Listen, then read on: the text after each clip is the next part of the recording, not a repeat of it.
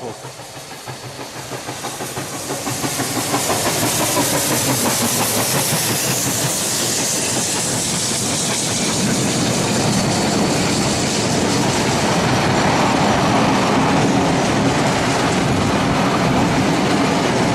All these smokes for their cameras.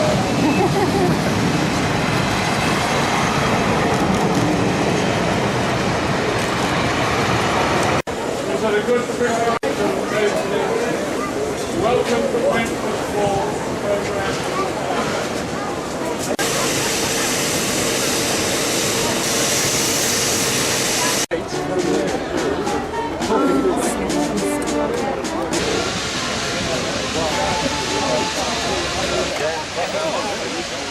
Commerce and community, and also the Valley Heights Rail Museum. I'd like to welcome you on this rather brisk day to Wentworth Falls to celebrate 150 years since the rail first came, in fact, to Weatherboard as it was then known. It was not known as Wentworth Falls till 1879, and it was in fact named after the waterfall, which in fact was named after William Wentworth, the explorer who came through here with Blackson and Lawson in 1813.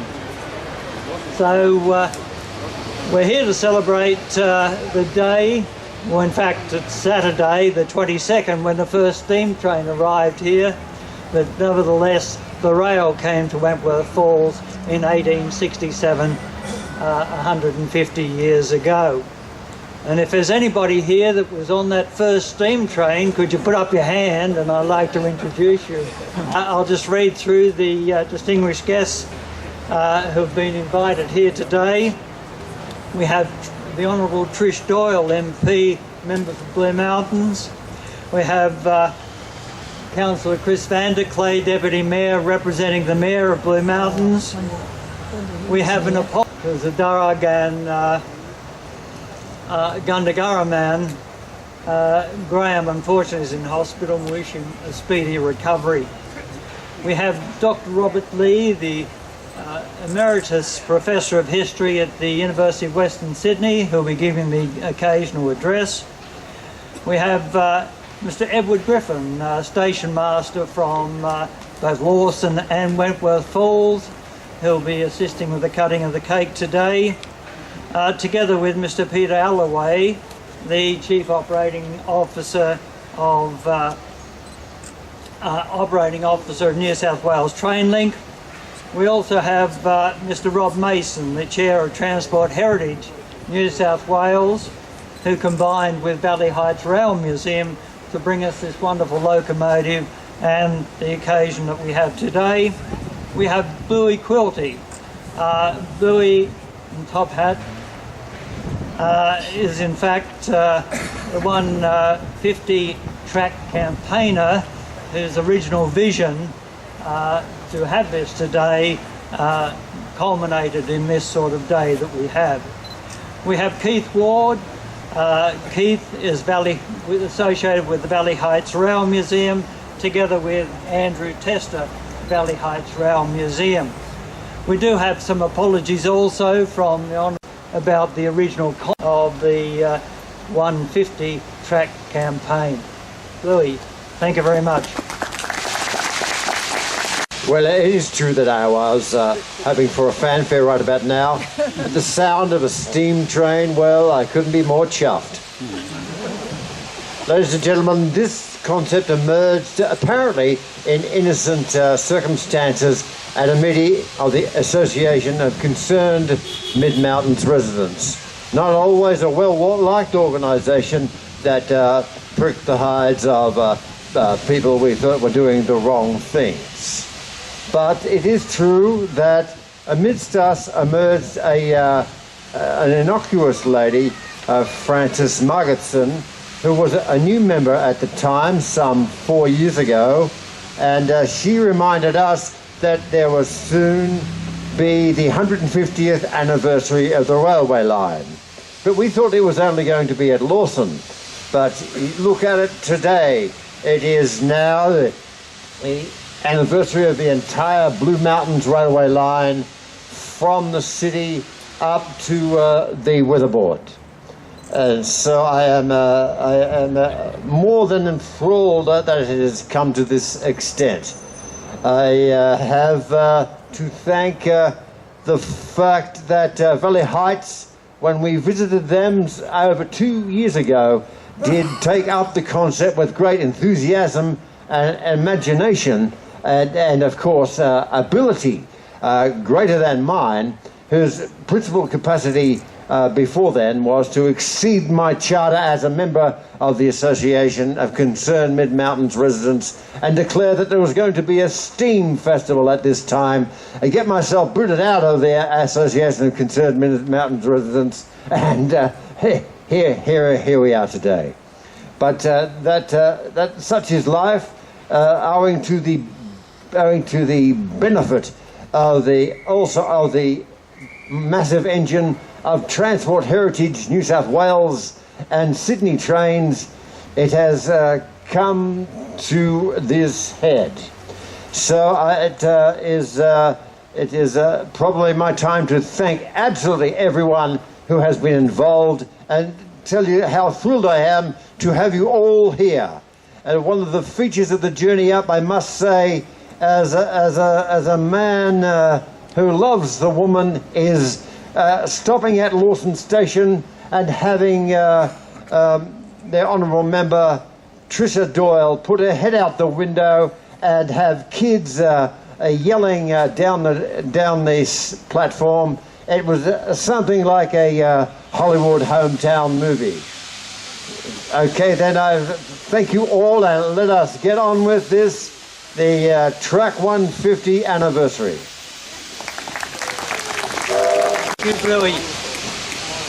Now, just to get us in the mood, I would call upon Alanya Crow, who's the captain of Wentworth Falls Public School, and also Lachlan Hanley, the vice captain, to read an extract from the Sydney Morning Herald, August 1867, describing Weatherboard and coming up on the train.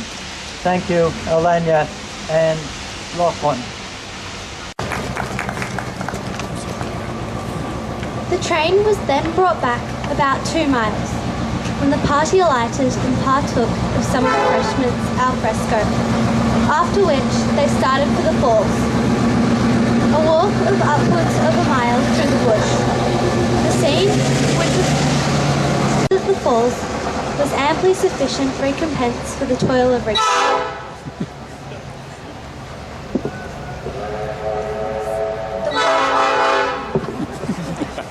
Water, foaming and tumbling down the precipice, and blown back in clouds of spray by the wind that comes sweeping up the gully.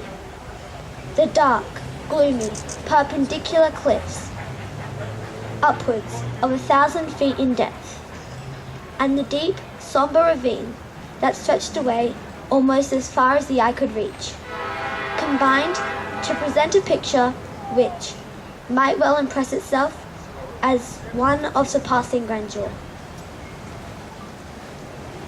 Some of the party took sketches of the wild scenery before them, while the remainder gazed on the grand scenery with a feeling akin to awe. Thank you, Alanya and Lachlan. And Robert Lee, the Emeritus Professor of the University of Western Sydney, to give the occasional address. Thank you, Robert. My lords, ladies and gentlemen, as they said back in the 19th century, people have celebrated railway openings and anniversaries in all sorts of ways, some of them very colourful. This one here, 150 years ago, was not actually so colourful. It wasn't one of the big ones. Back in the 19th century, the Governor of New South Wales often presided. The biggest of the celebrations was the first, naturally enough, from Sydney to Parramatta on the 26th of September 1855. This was celebrated with bands, bunting, lengthy luncheons, lengthier speeches, a vice-regal train and lots of rain. We're going to have all those elements except the last two. Now the 1960s was a great decade for celebrating celebrating centenaries of railway openings, obviously, because that's when the railways were extended into the country. This helped create what is today's Transport Heritage New South Wales. The then Department of Railways ran vintage trains, colourful, quaint and steam, a bit like today, to celebrate these centenaries and similar community events. These trains were the forerunners of the heritage trains such as we've travelled on today. I want to pay tribute to generations of people in community organisations, in politics, in the railway preservation movement and in the railway industry, funded them, operated them and brought so much joy to us all. And a very special and warm thank you to all of you responsible for today's trains and festivities. I know how complicated these events are to organise. We thank especially Lou Hurd of the Wentworth Falls Chamber of Commerce and Community, Bluey Quilty for his energy, all our friends in Transport Heritage New South Wales at both Thirlmere and Valley Heights, and New South Wales Trains and Sydney Train staff, without whom we wouldn't be here. Now, there were two big railway openings in 1867. It was a big year. In February there was the first, and there was a bacchanalian feast to celebrate the opening of the Great Southern Railway from Picton to Mittagong, the first section of the two New South Wales railways across the Great Dividing Range, then being engineered by John Whitten. The Mittagong menu, with its roast whole oxen and pigs and innumerable casks of ale and porter, still makes the reader feel queasy, fearful for arteries and liver. But there were few festivities to celebrate the opening of the railway to Wentworth Falls, because there was nothing here other than an inn known as the Weatherboard, the very name suggestive of gimcrack, cheerless and chilly accommodation. It was merely a temporary transfer point in the middle of the bush, a barren waste as it was described, a transfer point for the Bathurst mail and passengers between train and coach. But then people discovered something. They learnt to appreciate nature. That bush was beautiful and fascinating, and we have come to adore and love it. The railway created the Blue Mountains as a tourist destination. No longer was it seen as a barren waste between the fertile Cumberland Plains and the fertile Macquarie Valley. It became a destination in its own right. It became a wonderland. Passengers flocked by train to these mountains, in ordinary trains, in famous and romantic expresses such as the Long-Lived Fish, the pre-war Cage Express, and since 1970, the Indian Pacific.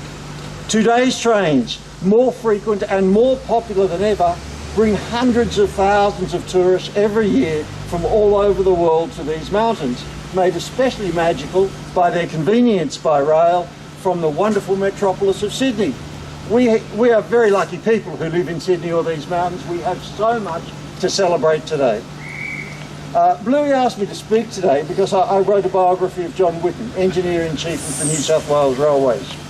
He was a self-educated professional of humble South Yorkshire origins. He fought tooth and nail to have this railway built. Governor Denison of Fort Denison fame was a Royal Engineer, soldier, and he thought he knew better how to cross the Blue Mountains by rail than Whitten. He wanted to lay a cheap horse-drawn tramway on Cox's Road of 1815, which convicts had built. He believed that would be ample for the transport needs of the interior of New South Wales for ages, the foreseeable future. Many politicians, worried about the budget, were inclined to agree with the governor. Now, Whitten knew they were wrong, and he took Denison on. He proved that the more expensively and better built the railway was, the better a long-term investment it would be. But his victory was only partial. Whitten wanted to build a much better railway than Parliament allowed him to. His original plans for crossing these mountains required 17 tunnels totalling 9 kilometres and 33 large stone viaducts totalling 6.4 kilometres in length. Pretty heavy engineering. Parliament forced him to scale back his plans and used cheap expedients like zigzags on both escarpments, one at Lapston, one at Lithgow, and steeper grades. And I reflect how much cheaper it would have been in the long run, and how much faster and more efficient our trains would be today if Parliament had funded the railway Whitton had wanted to build. At vast expense, Whitton's zigzags, which it never wanted to build in the first place, were replaced by deviations around the 20th century, the turn of the 20th century. At the same time, the railway was duplicated, and then in 1956 it was electrified. The price of cheap construction in the 1860s has been continuous reinvestment ever since. There's a lesson there for all decision makers, the importance of doing things well the first time round. So we honour John Whitton and all those who made this railway. We honour all those who've kept the trains running, serving us so well for a century and a half. We thank you warmly from the depths of our hearts, so let the celebrations begin. Thank you. I'm going over there this one. It's your station, eh? Come on, Peter, join me.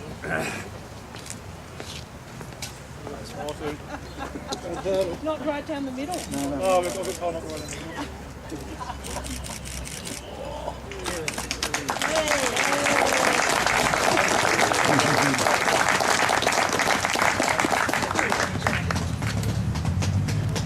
Right, I can now call upon the choruses, part of the choir from Blue Mountains Grammar School.